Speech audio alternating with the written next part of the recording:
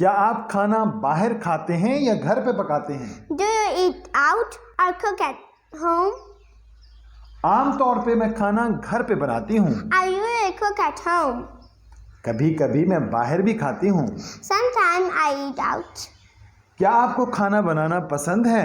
Do you like to cook? हाँ है। Yes, I do. तुम कब कब खाना बनाती हो? How often do you cook? जब मेरे पास टाइम होता है। When I have free time. आपकी पसंदीदा डिश कौन सी है? What's your favorite dish? मुझे चावल पसंद है। I like rice. मैं रोजाना चावल खा सकती हूँ। I eat rice every day. और आपकी फेवरेट डिश कौन सी है? And what's your favorite dish? Comment में लिखिए। Write in comment. देखने के लिए शुक्रिया।